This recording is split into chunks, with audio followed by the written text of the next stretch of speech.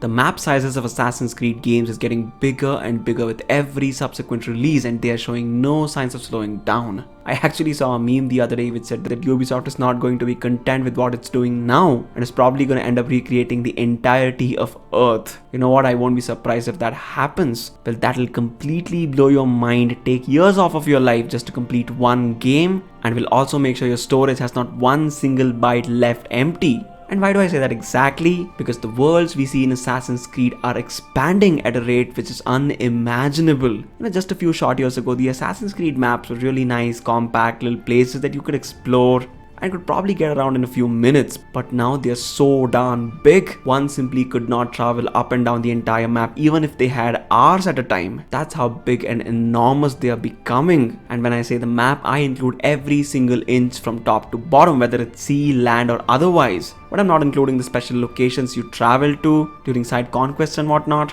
We're only talking about the main map, the place where you spend most of your time while playing the game and where you have the freedom to go anywhere you want to. That's been a total of 12 releases until now, and with the map size being the theme of this video, let's go ahead and list every main Assassin's Creed game based on their map size. Number 12, Assassin's Creed 1. The first entry in the franchise is actually the smallest. There's no shock there. They simply did not have the means to create a game as vast and as magnificent the way they are doing now. The approximate size of Assassin's Creed 1 is maybe just a tad bit over half a square kilometer, nothing more than that, nothing big, nothing extravagant, just a simple basic map. That'll give you a basic idea of how life was back in the day. The map size of Assassin's Creed 1 is the bare minimum that Ubisoft could do with an open world, and they've done a decent job, and you really can't complain. Next, number 11, Assassin's Creed Revelations. When you include the size of Constantinople and Cappadocia, you get an approximate of 1.1 square kilometers. That's it. It's really shocking because this game was released a few years after Assassin's Creed 1, and I expected the map to be a lot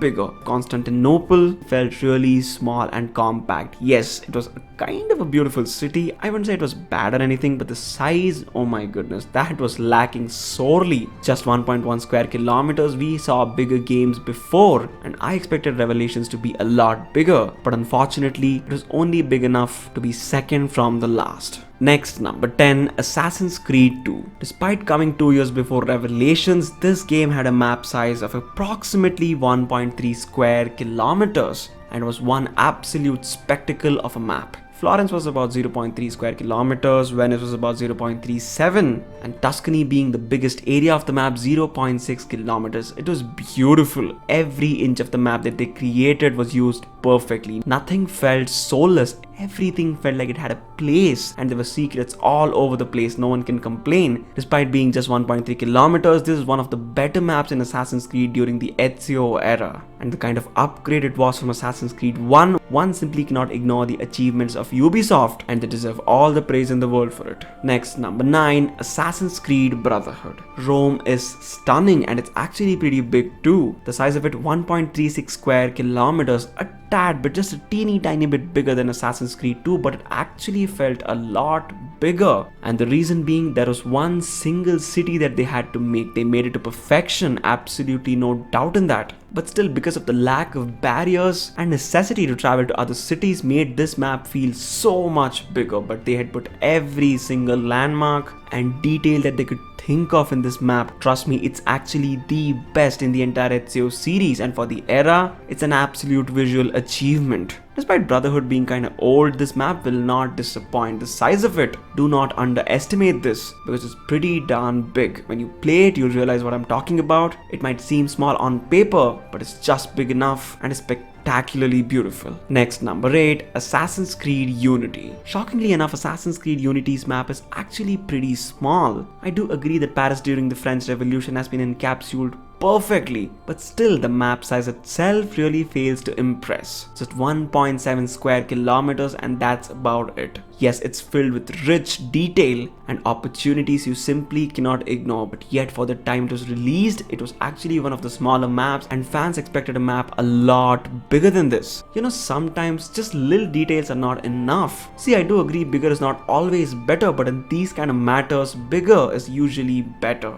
More area equals more opportunities, and more opportunities equals better gameplay experience. See, I have no qualms about the map, but trust me, it could have been a lot bigger, especially when you consider the fact that Assassin's Creed Black Flag had just released prior to this game, so the expectations were astronomical, and this was a serious downgrade from what we saw before, and because of that fact, this game holds the number 8 spot. Next, number 7, Assassin's Creed 3. One of my favorite Assassin's Creed games. This game really takes me back to the American Revolution in the best way possible, and the map size of this game is no pushover. It's 3.2 square kilometers, a massive map if you compare it to Assassin's Creed Revelations. Both New York and Boston were a bit short of a square kilometer, and the frontier area was about 1.5 kilometers. But every part of this game is just filled with exceptional beauty. You really feel like you've fallen back into an era that you can only read about or see in the movies, but here you can experience it firsthand. Every bit of it is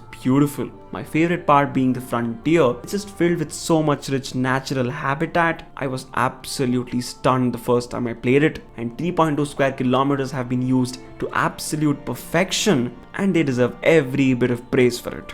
Next, number 6, Assassin's Creed Syndicate. The Victorian era London is a sight to behold. The Industrial Revolution had just begun, and you can see it every single place you go in Assassin's Creed Syndicate. There are factories, trains, workers going around all over the city, and London is a massive 3.7 kilometers, a big bump from Unity. See what I'm talking about? Although this game isn't the best in the franchise and it's one of the weaker entries, when you take only the map into account, it's one of the better ones. And although some parts of it really feel cartoonish and are far away from reality, you cannot deny that the map size of this game really had a huge impact on the overall gameplay experience. It made the feel of the game that much better. Had this map been any smaller, Assassin's Creed Syndicate would easily have become the worst game in the entire franchise. Well, it's just one man's opinion. You can completely ignore it, but the fact still remains that Assassin's Creed Syndicate was a huge missed opportunity, but the map size, well, they did not screw up with that, and the entire 3.7 square kilometers have been used to perfection, and this map is one of the better ones for the era. Next, number 5, Assassin's Creed Rogue. In my opinion, Assassin's Creed Rogue is just a cheap knockoff of Assassin's Creed Black Flag, but still the map size of this game, my goodness. It was a massive 70 to 75 square kilometers. Yes, I do agree that most of it was actually ocean, but still, does that really take away from the map size itself? No, it does not. Even though it's not landmass and it's just endless oceans, the opportunities still exist. As I said before, more area usually means more chances of accommodating opportunities, and unfortunately that really didn't happen here in Rogue. If anything, it was a missed opportunity, but still the map size itself is absolutely massive. You can keep going on and not find an end, and that's really how big this map is. And please understand that we are simply talking about the map sizes here. We're listing them from the smallest to the biggest and nothing else apart from that, which is exactly why Rogue holds the number 5 spot. Next, number 4, Assassin's Creed Origins. And now we are getting to the good parts. Assassin's Creed Origins is one massive map, and most of it is land and opportunities. The creators have made sure they encapsulated Egypt perfectly, and there's an endless ocean of sand everywhere you lay your eyes. It's just a spectacle in every sense of the word. This, in my estimation, is the most gorgeous looking map of any Assassin's Creed game that has ever been released, even more so than Odyssey in my opinion. And although the map size of it is not as humongous as some of the other games, make no mistake about it, it's one of the most stunning. At approximately 80 square kilometers, this game's map is absolutely ginormous, and there's opportunity on every turn. One would be remiss if they do not acknowledge and appreciate the creativity behind Assassin's Creed Origins. And with the map size of 80 square kilometers, this game was a groundbreaking achievement in not just the map size but the visual department as well. But as far as just the area of the map goes, this game holds the number 4 spot. Next, number 3, Assassin's Creed Valhalla, 140 to 142 square kilometers. Assassin's Creed Valhalla, when you take just the landmass into account, is actually the biggest in the entire series.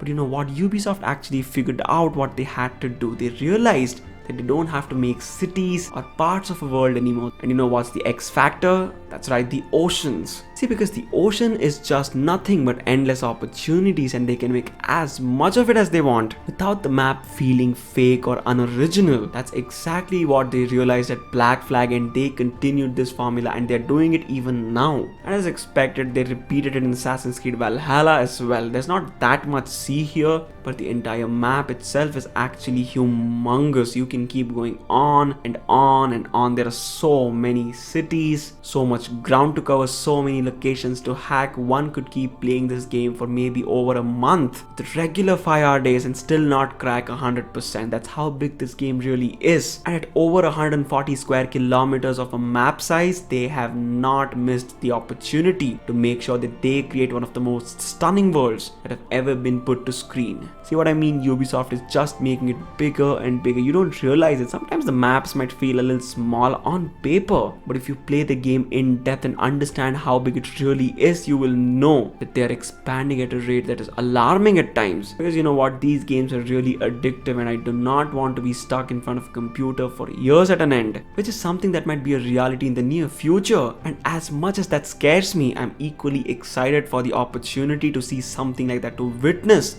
a spectacle of that level, and Assassin's Creed Valhalla is a step towards that without doubt. Next, number 2, Assassin's Creed Black Flag. Is anybody surprised really? Because the map of Black Flag is a massive 230 square kilometers, and realistically speaking, maybe 80 to 85% of it is ocean. But is it empty ocean? It's not. It's ocean filled with an extreme amount of opportunities. You can see a ship every single place, and anyone who's played the game knows that it's so tempting to rush towards them and wage war and pillage every last bit of resources that they have on these ships. And this map makes perfect sense if you put it into perspective, because the creators were really recreating the golden age of pirates, and how can you have that without a massive never-ending ocean where you can wage war, explore, and be the pirate that you simply cannot be in real life. Now, I'm not asking anybody to go and rob places. Please follow law and order and make sure you don't break it. But still, the pirate experience in this game is one of the absolute finest, and a huge chunk of the credit goes to the Caribbean seas that we see in this game. Even though it's a massive 230 square kilometers, you would only wish there was more.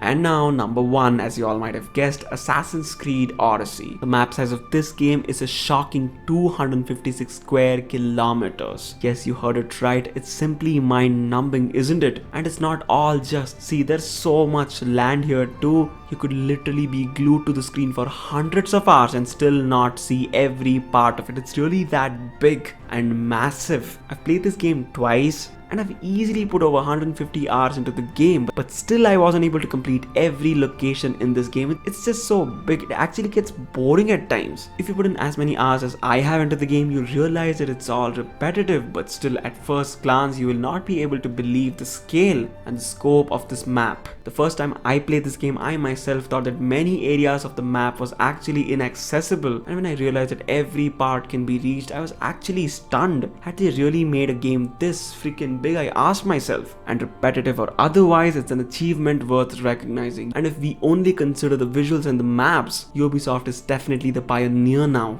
and if they keep this up, they'll remain the trailblazers for a very, very long time. And with that, we end this video, guys. Tell me down in the comment section below which you thought is the most stunning map in Assassin's Creed. Also tell me what you thought of the video. If you liked the video, hit the like button and don't forget to subscribe to the channel. A lot more gaming content is coming up, which is exactly why you should hit the notification bell, because that way you will be notified every time a new video is uploaded to the channel. It's your boy VCX signing out.